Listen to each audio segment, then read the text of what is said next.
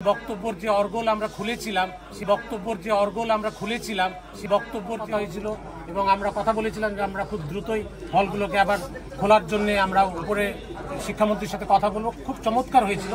তারপরে যেটা হলো, তারা আমাদের পানি বন্ধ করে দিল, ইলেকট্রিসিটি বন্ধ করে দিয়ে সাইড থেকে যখন ঢিল মারা শুরু করলো, তখন আমি সহ আমার 50 জন শিক্ষক এবং প্রায় 60-70 জন অফিসার, কর্মকর্তা কর্মচারী, যারা প্রায় 12 ঘন্টার মতো 9 ঘন্টা না খেয়ে আছে, ডায়াবেটিক পেশেন্ট অনেকে আছে, আমরা বিভিন্ন বয়সের মানুষ আছি। কিন্তু তখন দেখলাম যে আমাদের আর কোনো উপায় নাই। তখন বাধ্য হয়ে আমরা SOS পাঠাই এবং আমি ধন্যবাদ জানাচ্ছি স্থানীয় প্রশাসনকে। এখানে র্যাব, বিজিবি, পুলিশ, স্থানীয় প্রশাসন, দাঙ্গা বাহিনী, মাননীয় মেয়র সহ ডিসি মহোদয় বারবার খোঁজ রেখেছেন, সবাইকে রেখেছেন। তারা এসে আমাদেরকে উদ্ধার করলো। আমরা হয়তো মরে যেতাম আর কিছুক্ষণ অবরুদ্ধ থাকলে। আমার যে সকল শিক্ষকরা ছিলেন বয়স্ক, তাদের একটা বড় ক্ষতি হয়ে যেত। আমি এই সরকারকে, আমি মাননীয় প্রধানমন্ত্রীকে ধন্যবাদ জানাচ্ছি। তার বিশ্বস্ত যে সংস্থাগুলো আছে, বাহিনীগুলো আছে, যারা আমাদেরকে উদ্ধার করে একটা বাঁচার অন্তত আশায়। এখন যারা হলে আছেন শিক্ষার্থী, আমাদের সেই বিষয়ে আপনাদের কোনো বক্তব্য আছে? এখন আমাদের আর কোনো বক্তব্য নাই, কারণ বক্তব্যের যে অর্গল আমরা খুলেছিলাম সেই অর্গল বন্ধ হয়ে গেছে।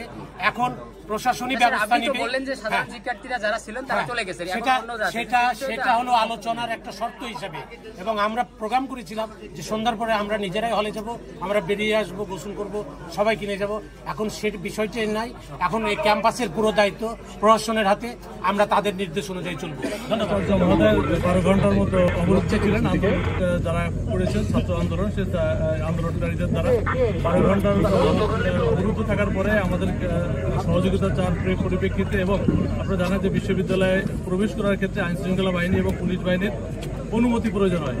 বিশ্ববিদ্যালয় কর্তৃপক্ষ যখন আমাদেরকে অনুমতি দিয়েছে, আমরা আমাদের ঊর্ধ্বতন কর্তৃপক্ষের সাথে কথা বলে সিদ্ধান্ত গ্রহণ করেছি যে বিসি স্যারকে উদ্ধার করার জন্য। এবং তার পরিপ্রেক্ষিতে আপনারা দেখেছেন যে এখানে পুলিশ সদস্য এখানে আছে, আরএমপি পুলিশ, রাজশাহী রেঞ্জের পুলিশ আছে, বিজিবি সেক্টর কমান্ডার উনি নিজে আছেন, বিজিবির সিও বিজিবি উনি নিজে আছেন এখানে, এবং আরএমপির ভারপ্রাপ্ত কমিশনার যিনি, ওনার নেতৃত্বে সকল অফিসার ফোর্স এখানে আছে, এবং র্যাবের সিও সাহেব উনি নিজেও আছে।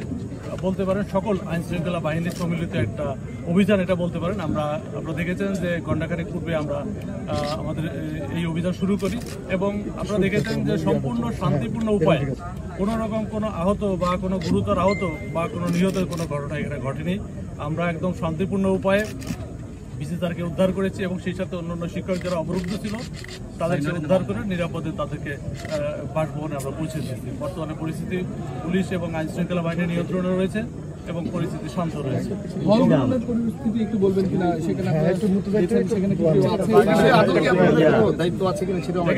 হলের বিষয়ে বিশ্ববিদ্যালয় কর্তৃপক্ষ, আমি পূর্বেই বলেছি, বিশ্ববিদ্যালয়ে পুলিশের বা আইন শৃঙ্খলা বাহিনী পরিবেশ করার ক্ষেত্রে বিশ্ববিদ্যালয় কর্তৃপক্ষের অনুমতির প্রয়োজন।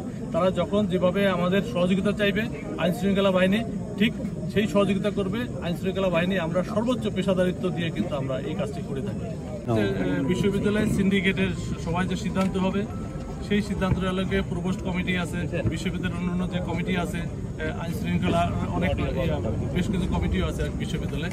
এখানে সবচেয়ে বড় কথা হলো বিসি মহোদয় যে সিদ্ধান্ত নেবেন বা কর্তৃপক্ষ সিন্ডিকেট সবাই যে সিদ্ধান্ত নেবেন সেই সিদ্ধান্ত আমরা বাস্তবায়ন করি। এটা